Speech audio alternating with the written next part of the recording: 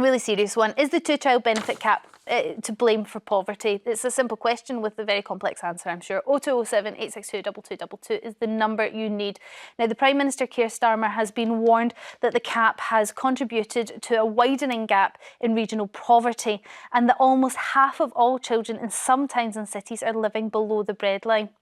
The warning comes from the research from the Resolution Foundation, who said that the North West and the West Midlands are the worst areas hit. So almost half of children in Birmingham, Tower Hamlets in London, Manchester, Sandwell, Stoke-on-Trent, Oldham, Wolverhampton and Walsall grow up in families in poverty. Starmer is under pressure to drop the cap, which was introduced by the Conservative government. The policy restricts child tax credit and universal credit in most households with who have over 2 children. So the first 2 children, you'll be able to get the benefits. The third, you will not. Carole, what do you think about this? I'm glad I couldn't have me down to that. Anyway, I'm all right. I've sorted myself. I was just going to start talking about sex education there. Anyway, next we'll do that. We'll do that in a minute. I've lost the plot. What do I think? I think if you can't afford to have children, don't have them. I think. Whoa. I do. I really do. I think being a parent is the most responsible thing anyone can do. And I think if you have more than 2 and you can't afford to have more than 2, well, then that's an irresponsible What thing if you have to do. more than 2 and circumstances change and you no longer can afford to have your children that are already born? You know, and you will know, you've got a baba and you know how expensive it is. And I think what's happening now these days, it's a luxury for anyone to have children because it's a very expensive thing to do.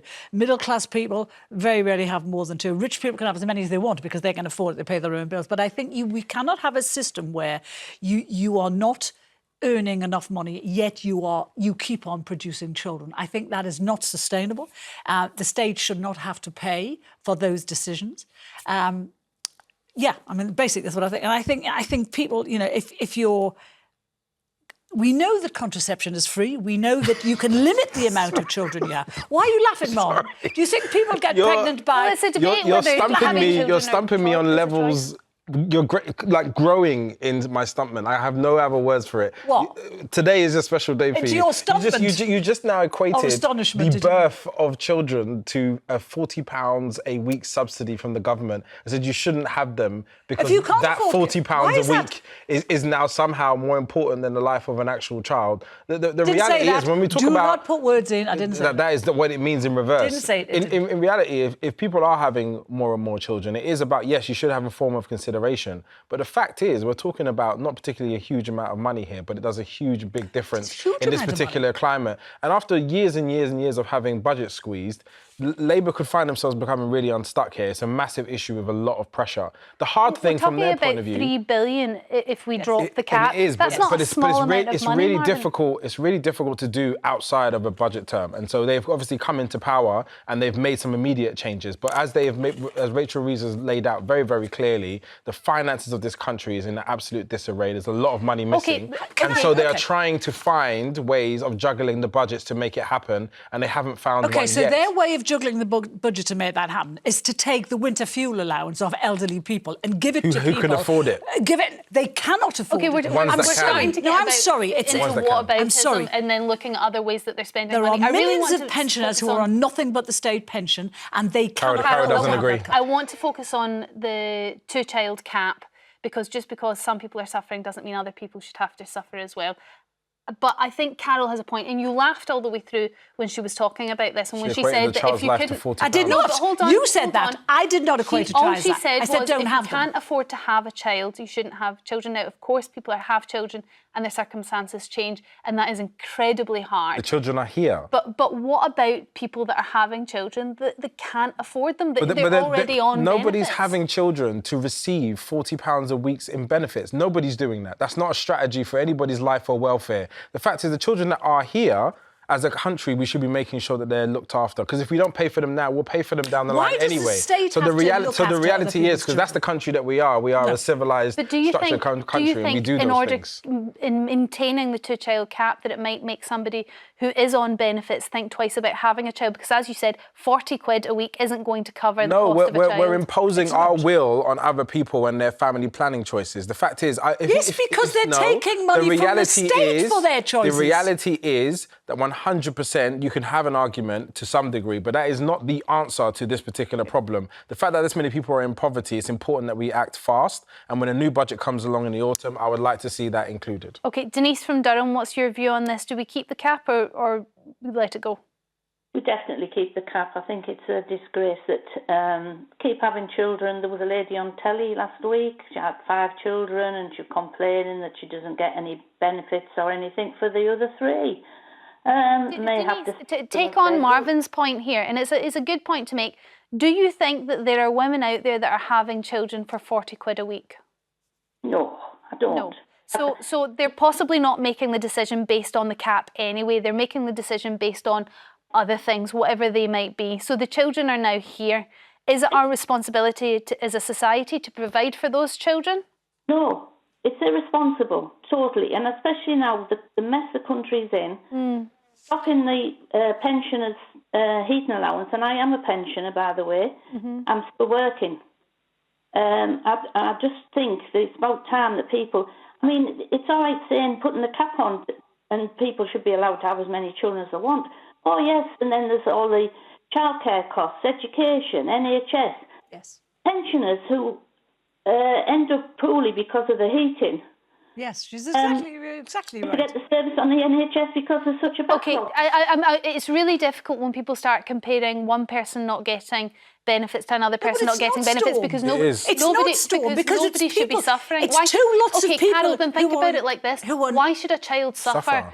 The child shouldn't suffer. The parent should be more responsible, and that's my point. The child is here. There are ways of making it easier for parents to support families. You can have cheaper childcare. You can have extended school hours where parents who want to work and to pay for their kids can actually leave their kids at school. You can do a myriad of things to make it easier, but not just keep giving handouts to people who want to keep on having kids without any responsibility. Denise, what do you say to that comment that actually what you're doing there is you're punishing the child for a parent's bad decision? No, well, it is the parents' bad decision, and it's them that should have to pay for it. It's not for the country to pick up the pieces every time. Okay. There's too much of it, I'm afraid. I'm sorry, but I just get so annoyed when I hear about these benefits and that some of them are claiming. It's just got out of hand. I mean, they often want a bigger house then. We also have to remember that quite a lot of people on universal credit are working. I can't remember the exact percentage, but it's very high, over 50%. Denise, thank you very much for your call. Mandy from Jersey, sorry, I just want to we're getting lots of calls on this. Mandy from Jersey, what's your view on the 2-child cap? Well, obviously I'm in Jersey, but I've seen from first hand, I've gone through cancer twice. And believe me, I worked since I was 14 years old. And I look at the children in the food bank where I go. They are suffering, my love. They don't know what's going on. It's sad. An 8-year-old child said to his mum, "Why are we in here?" And she went, "Oh, it's a special shop." So for people to say people on benefits, you don't know their history. I don't want to be on benefits. And the children are suffering. We pay 6% GST over here, which is on food. And it's absolutely disgusting. And shame on people judging people. Until you know their story, don't judge, my love. I don't know if you're talking to me, but I'm not judging anybody. But last week there was a vote in Parliament, and Keir Starmer suspended 7 MPs who voted against the government and voted to scrap the cap. He suspended because he said he was doing it he was keeping the cap for the good of the country. Now that's our Labour government, so that's what the majority of. That's the state Labour. of the country. That's how bad it is. No, and by the way, they have policies for children. You wanted Labour, and Labour have policies for children. They have a really aggressive strategy for it, and the fact that they're still trying to hold on, and because just means the money just isn't there. And I think us trying to bully them into doing so prematurely is exactly what historically happened with previous governments, where you make these performative announcements, but there is nothing financially backing it up. This is the first time we're actually getting messages from government that add up financially and make actual sense based on what's going on, and I'm actually able to follow it. Then actually you're quite happy with what Keir Starmer's doing in the way of keeping the cap? I accept it in the short term, but as I said, in autumn I would expect there to be a rejig of the budget, and included in that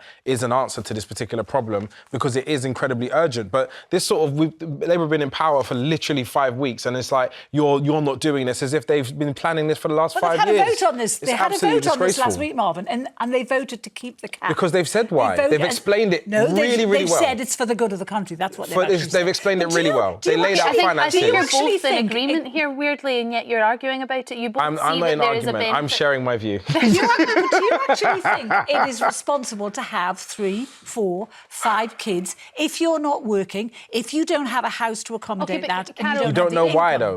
We make irresponsible decisions all the time. Is it responsible to start smoking? Is it responsible to drink? Is it responsible to go skiing? You could do These all are all those things that the NHS because the state's not. Well, yeah, but the state is not. They have to look after you. Well, the NHS has to look after you. Yes, but we're talking about having kids when you don't have the income. But you don't know why that's happened. It is well, you do. If you don't have the income, don't have the children. But you could have the children and you can lose your income. That's very viable and possible. Let's go back to the calls.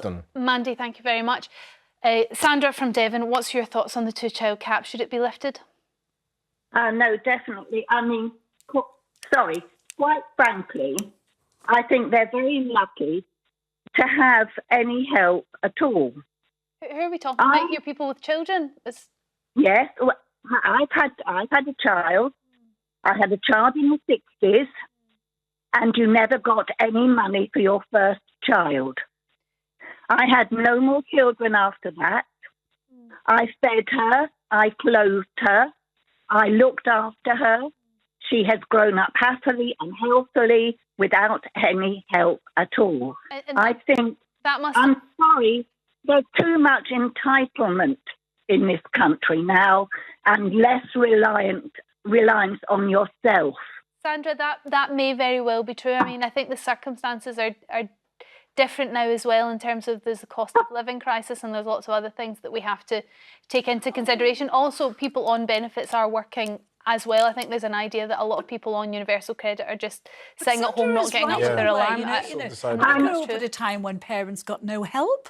Now it's assumed that you should get help, but which is why people assume one income in the 60s could actually provide for a family. You're not going to get away with that in this particular era. Oh, please, there was hard times. Stop pretending there weren't hard times in the 60s. You could buy a house on one income. No, I'm sorry, not in the 60s you couldn't. I don't know what environment community you lived in, but where I lived, no one could afford to buy a house. Yeah, you could. No, we couldn't.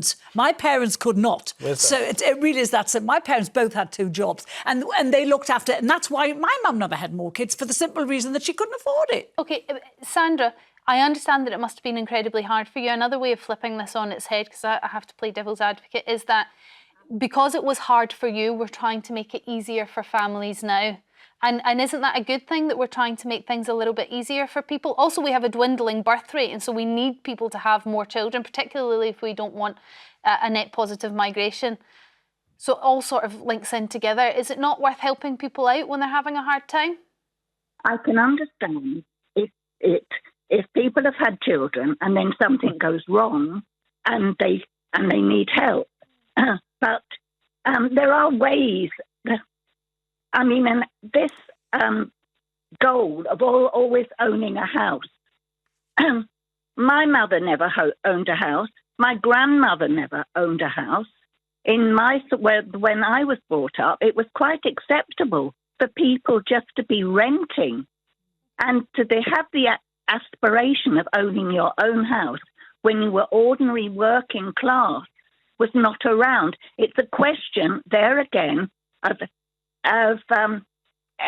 everybody not prepared to actually accept that there are things in life that you're not going to have. OK, Sandra, thank you very much for your call.